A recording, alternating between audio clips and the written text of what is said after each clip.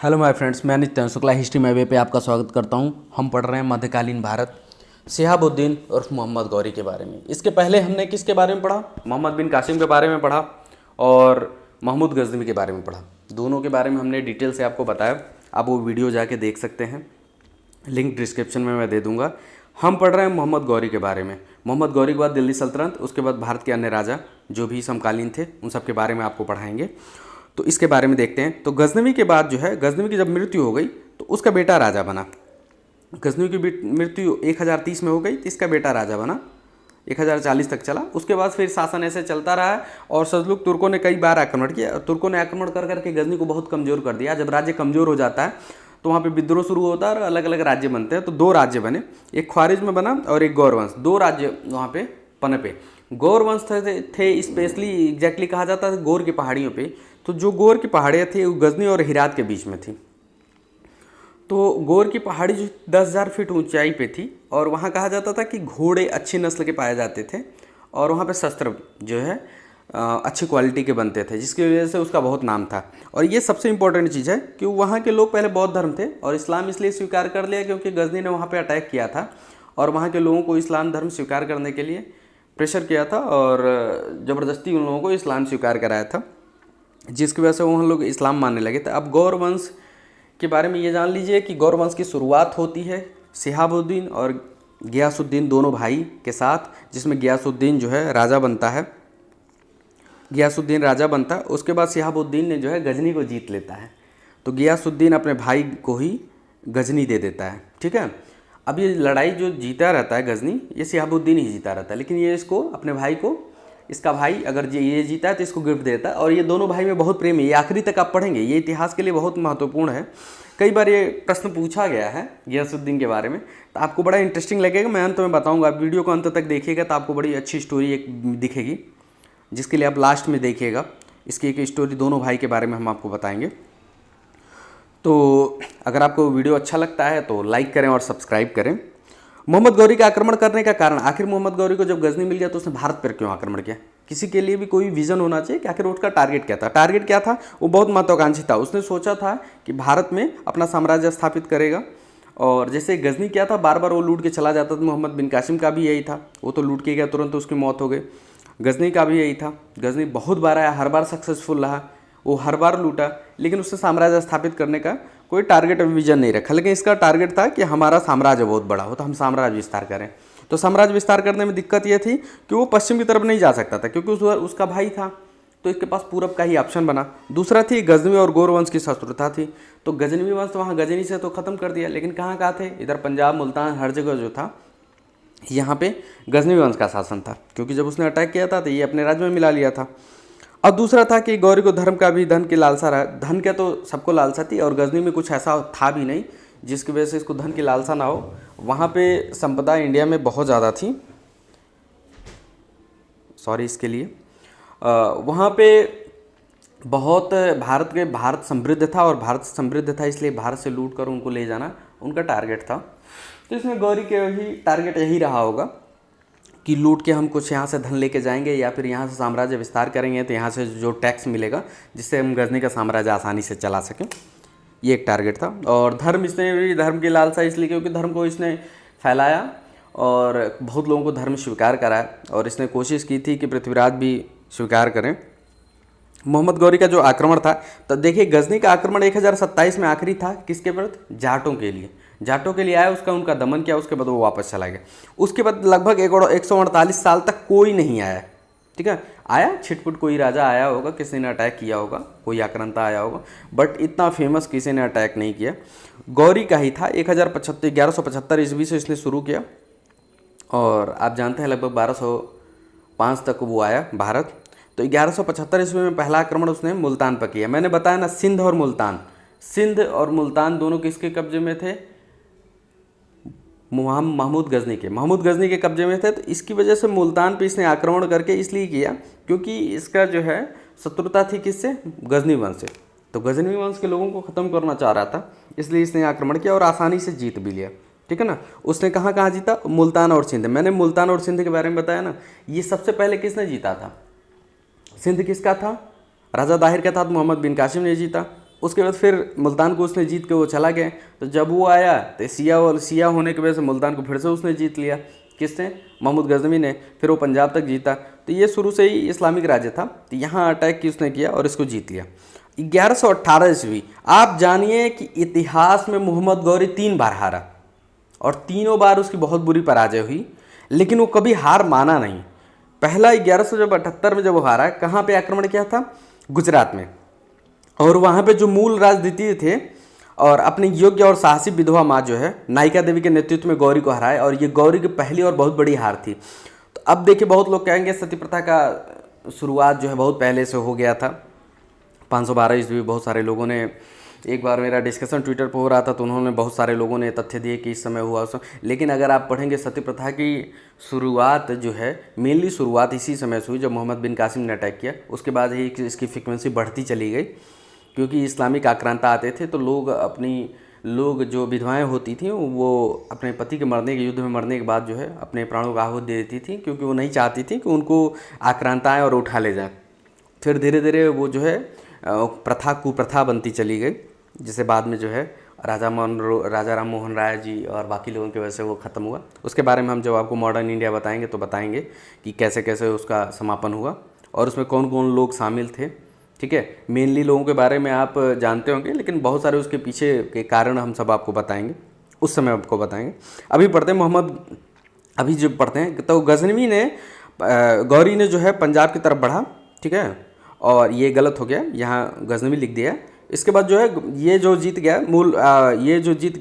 क्या कहते हैं, सिंध जीत लिया था उसने और मुल्तान जीत लिया था। उसके बाद वहाँ पे जब वो गुजरात में जब वो हारा, तो गुजरात में हारने के बाद जो है वो फिर हार नहीं माना, फिर वो आया, फिर वो उसने पंजाब की तरफ बढ़ा। उसको लग गया कि अब इधर से रास्ता नहीं है, गुजरात की तरफ से एंट्री नहीं करेंगे, तो अब इधर से पंजाब की तरफ से घुसेंगे। तो पंजाब में आक्रमण किया उसने। तो पंजाब पे जब आक्रमण किया तो जो वहाँ का शासक था खुरसो, उसने विरोध किया, ऐसा नहीं, विरोध किया और वो अपनी सेना लेके आगे गया, विरोध किया, हार गया। हारने के बाद उसने क्या हुआ, पेशावर पे कब्जा कर लिया। फिर वो दोबारा आया 2 साल बाद, लाहौर पे कब्जा कर लिया। फिर जब लाहौर पे कब्जा कर लिया तो खुरसो जो था वो अपने बेटे को गिरवी रख दिया और अपनी जान बचाई। ठीक है, फिर उसके बाद जब वो नहीं माना, फिर 1185 में आया और सियालकोट जीत लिया। और ये आता था मोहम्मद गौरी और लूटता था, जीतता था, चला जाता था। अब आप पूछ रहे हैं कि साम्राज्य कैसे स्थापित करना था अगर वो लूटता था, चला जाता था। हम आपको आगे बताएंगे कैसे करना था।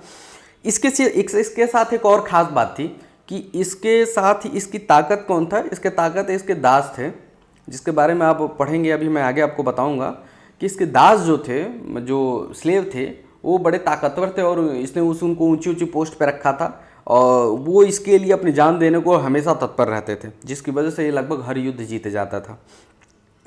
1186 में उसने खुरसो को छल से बंदी बना लिया। जब सियालकोट जीत लिया तो खुरसो ने जो है खोखरों के साथ मिलकर इसको हराने की कोशिश की, जिसके बाद इसको पता चल गया। तो इसने जो 1186 में खुरसो को छल से बंदी बना लिया और उसको मार दिया। और उसके बाद पूरे पंजाब पे इसका अधिकार हो गया। अब पूरे पंजाब पे अधिकार का मतलब अब दिल्ली नज़दीक आ गया, अजमेर नज़दीक आ गया, जहाँ पे किसके अंडर में था ये सब? पृथ्वीराज तृतीय, जिसे राय पिथौरा और पृथ्वीराज चौहान कहते थे। पृथ्वीराज चौहान वो नहीं जो अक्षय कुमार मूंछों के साथ हैं, पृथ्वीराज चौहान अलग ही थे, फिल्मों में तो कार्टून बना दिया गया। 1188 ईस्वी में उसने भटिंडा, अब ये भटिंडा सबसे इंपॉर्टेंट आप जानिए। भटिंडा जब जीता 1188 ईस्वी में, तो भटिंडा जो था इनके कब्जे में था, पृथ्वीराज चौहान के कब्जे में। तो इसने भटिंडा को जीत लिया और भटिंडा जीत के वापस जा रहा था। तो जब भटिंडा जीत के वापस जा रहा था, पृथ्वीराज को समझ में आ गया कि इसका आक्रमण फिर होगा, तो पृथ्वीराज ने अपनी सेना लेकर आगे बढ़े। तो जब ये वापस जा रहा था, इसको पता चला कि पृथ्वीराज आ रहे हैं, तो इसने सोचा कि चलो इसी लगे हाथ जो है इनको भी हरा देते हैं और हरा के वापस चले जाते हैं। लेकिन उसकी ये भूल थी। पृथ्वीराज एक बड़ी सेना लेके आया और पृथ्वीराज के बारे में कहा जाता है कि बहुत साहसी योद्धा थे और गौरी अपनी जान बचाकर भागा। गौरी को ये चाहते इन्होंने सबसे बड़ी यही गलती की कि मोहम्मद गौरी को ये चाहते तो मार देते, लेकिन मोहम्मद गौरी का ना इन्होंने पीछा किया ना उसे मारा। बस इन्होंने खदेड़ने में विश्वास रखा, इन्हें लगा ये वापस चला जाएगा तो फिर नहीं आएगा। उसके बाद ये भटिंडा के किले पे इन्होंने कब्जा करने की कोशिश की। इनको 13 महीना लग गया। 13 महीने तक इन्होंने डेरा डाल के रखा। बहुत कोशिशों के बाद जो है इस पर कब्जा पाया और राशन बाकी चीज़ें बंद कर दी गई। बहुत समय लग गया। आप 13 महीने का समय आप समझ सकते हैं किले पे कब्जा करने के लिए बहुत होता है, लेकिन फाइनली जो है पृथ्वीराज को कब्जा मिल गया। अब पृथ्वीराज अपना समय यहाँ गंवा रहे थे और वो गौरी अपनी सेना बना रहा था। आप सोचिए 1191 में लड़ाई हुई, 13 महीने का मतलब 1192 आ गया। उसने क्या किया, उसने एक बड़ी विशाल सेना लेके, जब ये वापस आ गए तो उसने बड़ी विशाल सेना लेके आया और लाहौर से ही एक संदेश भेजा और बोला कि पृथ्वीराज जो है इस्लाम स्वीकार कर लें और हमारी अधीनता स्वीकार कर लें। तो पृथ्वीराज ने उसको एडवाइस दिया कि यहीं से वापस चले जाओ, आगे मत बढ़ो। लेकिन वो आगे बढ़ा और उसने भटिंडा को फिर से जीत लिया। और भटिंडा को जीतने के बाद वो तराइन के युद्ध में, तराइन के मैदान में आया और ये इस युद्ध में फिर से पृथ्वीराज शामिल हुए। पृथ्वीराज और गौरी के बीच में युद्ध हुआ। इस बार पृथ्वीराज थोड़े कमज़ोर पड़ गए थे क्योंकि कुछ ऐसे लोग थे जो इनके साथ खड़े नहीं थे। इसके बारे में कहानियां हैं कि पृथ्वीराज का साथ किसने किसने नहीं दिया। जयचंद शुरू से ही विरोध करते थे और अगल बगल के राज्य के लोग भी थे जो पृथ्वीराज की एक तरह से कहें कि सफलता से जलते थे और ये ताकतवर हो चुके थे। तो इनका साथ बहुत लोगों ने नहीं दिया और जयचंद ने सीधे सीधे गौरी का साथ दिया और इस युद्ध में हार हुई।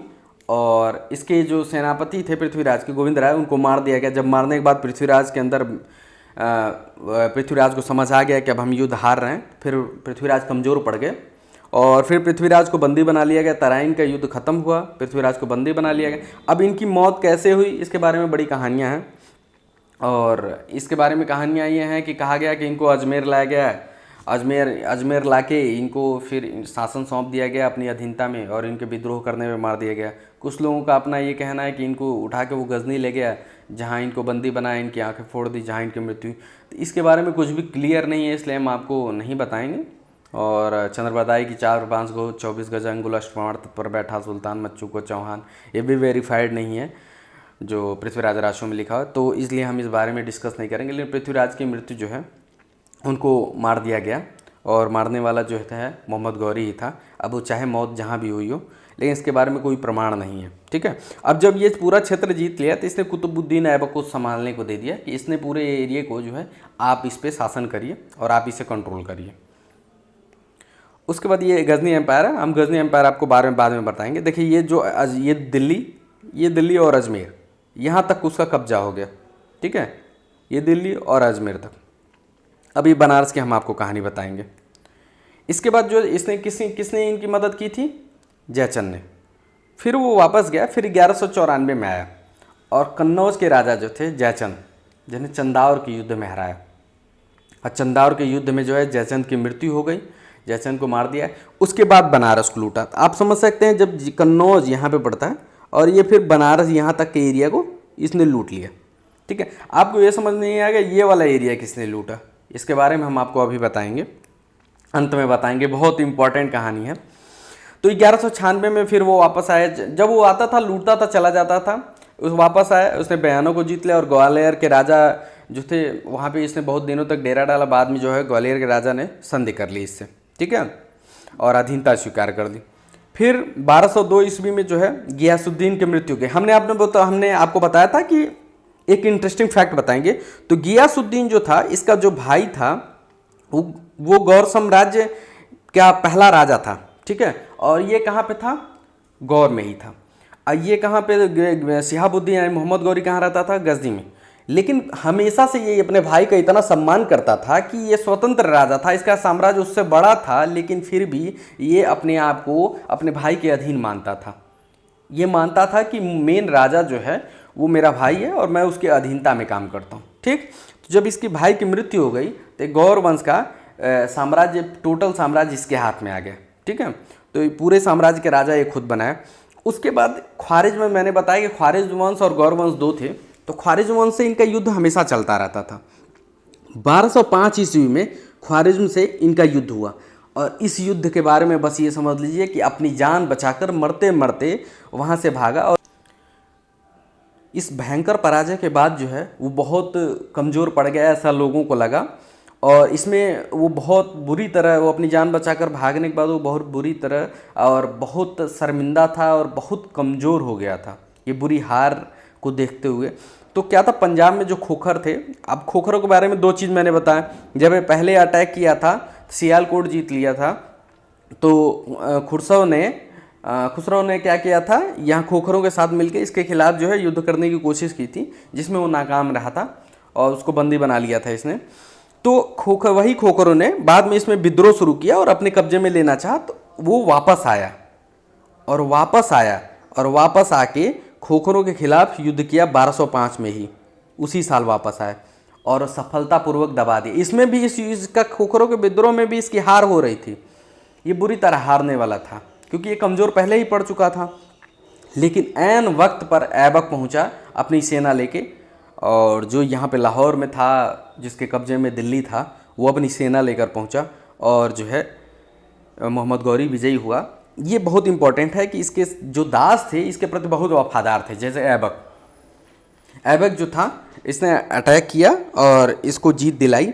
उसके बाद खोखरों का दमन किया और बहुत बुरी तरह खोखरों को मारा, ठीक है, बहुत निर्दयतापूर्वक, ठीक है। उसके बाद जब यह वापस जा रहा था यहाँ से फिर गजनी की तरफ, तो सिंध नदी के किनारे जो है दमयक जगह थी जहाँ पे ये नमाज़ पढ़ रहा था, तो इसकी हत्या कर दी गई। अब इसकी हत्या जो की गई इसके बारे में कोई उल्लेख नहीं है कि किसने की, लेकिन कहा जाता है कि खोखरों ने मारा। हर जगह मिलेगा कि खोखरों ने मारा। कुछ लोग कहते हैं ख्वारिज वंश के लोगों ने अटैक किया इस पर, जहाँ से वो हारा था वहाँ के लोगों ने अटैक किया, लेकिन इसके बारे में कुछ भी फिक्स नहीं है। लेकिन इसको नमाज अदा करते वक्त मार दिया गया। उसके बाद इसे ले जाकर गजनी में दफनाया गया। तो इसके बारे में कुछ और फैक्ट्स हम आपको बता दें। इसका जो है गौरी का ही, उसके बाद जब ये मर गया तो गौरी जो था इसका एक भतीजा था। इसके बारे में एक चीज़ खास बात कि मोहम्मद गौरी ने कभी शादी नहीं की। उसका विज़न था कि हम साम्राज्य बढ़ाएंगे। लोग कहते हैं इसके बारे में उसने तय किया कि हम कभी शादी नहीं करेंगे। तो ऐबक उसके बाद राजा बना और ऐबक ही दिल्ली सल्तनत की शुरुआत किया, और ऐबक को ही लोगों ने अपना, जो इसका भतीजा था उसने भी स्वीकार कर लिया। और इसके उस टाइम पे तीन गुलाम थे जो दावेदार थे, जिसमें ऐबक सबसे दावेदार था। लेकिन एक दावेदार जो पहले ही मर गया, जिसका नाम बख्तियार खिलजी था, अगर वो रहता तो शायद ऐबक के लिए ये चांस नहीं बन पाता कि वो राजा बने। ये ऐबक से भी खूंखार था। और इसके बारे में आप बस इतना जान लीजिए, अब इसके बारे में हम आपको पढ़ाएंगे अलग से, बख्तियार खिलजी के बारे में। एक मामूली दास था, इसका स्थान ऐबक जितना बड़ा नहीं था, लेकिन ये अपनी छोटी सी सेना के टुकड़ी लेके बार बार जो है आक्रमण किया बिहार पे, और आक्रमण करता गया और उस आक्रमण करने की वजह से उसने पूरे बिहार को जीत लिया। और जो बंगाल के राजा लक्ष्मण सेन थे, उनको इस चीज़ों से मतलब ही नहीं था कि कुछ हो रहा है उनके राज्य में। लक्ष्मण सेन निरंकुश राजा, जिसने ध्यान ही नहीं दिया कि क्या हो रहा है, और बिहार इसने कब्जे में ले लिया और नालंदा को जला दिया। कहा जाता है नालंदा में इतनी किताबें थी जिन्हें जलने में 3 महीने का समय लगा, और इसने पूरा बौद्ध धर्म को पूरा तहस नहस कर दिया, नालंदा बर्बाद कर दिया। उसके बाद इसने टारगेट किया कि हम बंगाल पे अटैक करेंगे, और इसने बंगाल पे जब अटैक किया, उसकी कहानी आप सुनेंगे तो आप आश्चर्य में रह जाएंगे। जब ये बंगाल पे अटैक करने गया तो ये इतना ज़्यादा उत्साहित था कि इसकी सेना पीछे रह गई और बस ये 15 घुड़सवार को लेकर बंगाल में घुस गया, और बंगाल में नदियाँ में जहाँ पे जो राजधानी थी वहाँ पे घुसा और किले तक पहुँच गया। इतनी तेज़ी से आया और लोग इसके पीछे सेना न देख, लोग इसे जो है व्यापारी समझे, और ये सीधे 15 लोगों को लेके महल पे आक्रमण कर दिया। लक्ष्मण सेन इतना डर गया इससे कि वो जो है राजमहल छोड़कर भाग गया, जिसके बाद इसने नदिया को बहुत बुरी तरह लूटा। वही नदिया जहाँ पे प्लासी का भी युद्ध हुआ था, और जिसके बारे में आप पढ़ेंगे। और हमने प्लासी के युद्ध की सीरीज़ में हमने आपको पढ़ाया था कि प्लासी का युद्ध नदिया पे हुआ था। तो नदिया को बहुत बुरी तरह बख्तियार खिलजी ने लूटा, लेकिन इसकी 1205 में मृत्यु हो गई। अगर ये जिंदा रहता तो शायद ऐबक कभी राजा नहीं बन पाता, क्योंकि ये प्रबल दावेदार हो जाता। मोहम्मद गौरी के बारे में आप पढ़ेंगे लूसेंट और बाकी चरों में पढ़ेंगे, तो उसके सिक्के थे जिसमें एक तरफ पे कलमा और दूसरी तरफ लक्ष्मी जी की आकृति थी। तो इसके सिक्कों पे ये बहुत बार प्रश्न पूछा भी गया। तो हम यही ख़त्म करते हैं मोहम्मद गौरी के बारे में। एक चीज़ और आपको दिखा दें, ये जो मैप है जो लखनऊती, अब देखिए यहाँ तक तो इन्होंने, ये अनएक्सपेक्टेबल था, इन्होंने भी एक्सपेक्ट नहीं किया था कि ये कभी बिहार जीतेंगे। लेकिन इसका जो दास था उसने ये लखनऊती होते, ये नदिया, ये जो जगह है हम आपको दिखा दें, देखिए ये नदिया वही जगह है जिसे उसने लूटा था बहुत बुरी तरह। बख्तियार खिलजी के बारे में आप पढ़ेंगे, हम आपको एक उसके बारे में भी आपको डिटेल से पढ़ाएंगे। और आपको कैसा लगा वीडियो आप सजेशन में हमें बता सकते हैं। मोहम्मद गौरी के बारे में आप क्या सोचते हैं, क्या विचार रखते हैं? मोहम्मद गौरी एक ऐसा शासक था जिसने भारत पे बहुत बार आक्रमण किया, और ये भी बर्बर तरीके से ही आक्रमण किया, लेकिन गजनी से इसका आक्रमण थोड़ा सा अलग था। और ये इसके बारे में कहा जाता था कि सॉफ्ट रवैया अपनाता था। और ये जो रेफरेंस मैंने लिया है, बहुत सारी मैंने बुक्स पढ़ी हैं, एल.पी. शर्मा की पढ़ी हुई हैं और एनसीईआरटी पढ़ा है, और सारी किताबों से ये सारे मिला के आपको रेफरेंस दे रहा हूँ मैं। तो कुछ लोगों ने मुझसे पूछा था कि आप जो पढ़ा रहे हैं उसका कोई रेफरेंस है क्या, आप ये स्टोरी कहाँ से लाते हैं, कोई रेफरेंस हो। तो मैं बताना चाहूँगा एल.पी. शर्मा की आप बुक पढ़ सकते हैं, एनसीईआरटी पढ़ सकते हैं, और भी बहुत सारी किताबें हैं जिनको मैं एक साथ बैठ के पढ़ता हूँ। और कुछ इंस्टीट्यूशन के हैं जिनकी नोट्स हैं, जिनका नाम नहीं लूँगा, उनके भी नोट्स हैं, उनको भी मैं पढ़ता रहता हूँ। तो सारे कलेक्ट करके मैं परफेक्ट जो बन पाता है उसके बाद मैं स्लाइड तैयार करता हूँ आपको बताने के लिए, ताकि आपको कोई इसमें डाउट ना रहे या कुछ छूटे ना गौरी के बारे में। अब मोहम्मद गौरी के बारे में आप, मुझे लगता है कि आपसे जो भी प्रश्न आएगा आप कर लेंगे, आपसे कोई भी प्रश्न छूटेगा नहीं, ठीक है। और तो गौरी के बारे में बस आप समझ लीजिए, इसकी 3 पराजय हुई जिसके बारे में मैंने बताया था। पहली पराजय गुजरात में हुई, दूसरी पराजय जो पानीपत प्रथम में हुई, तीसरी पराजय जो थी ख्वारिज्म के अगेंस्ट वो लड़ते हुए, जिसमें वो अपनी जान बचा कर भागा। 3 युद्ध ऐसे थे जिसमें उसकी बहुत गंभीर पराजय हुई, जिसमें वो बहुत बुरी तरह हारा, ठीक है। गजनवी और गौरी में यही अंतर है कि गजनवी हर बार जीता, और गौरी के साथ एक और चीज़ अच्छी है कि इसने अपने साम्राज्य को स्थापित किया। इसका साम्राज्य आप देख सकते हैं कहाँ तक था, यहाँ तक पहुँच गया। और गजनवी बार बार लूट कर जाने में विश्वास रखता था, जबकि विश्वास इसका भी था, लेकिन इसके जो दास थे, जो इसके करीबी थे, उनको यहाँ पे रख दिया इसने, जो साम्राज्य इसके अंडर में था, ताकि यहाँ से इसको टैक्स मिलता रहे। आज के लिए इतना ही, बहुत बहुत धन्यवाद। अगर आपको वीडियो अच्छा लगा तो लाइक करें और सब्सक्राइब करें। बहुत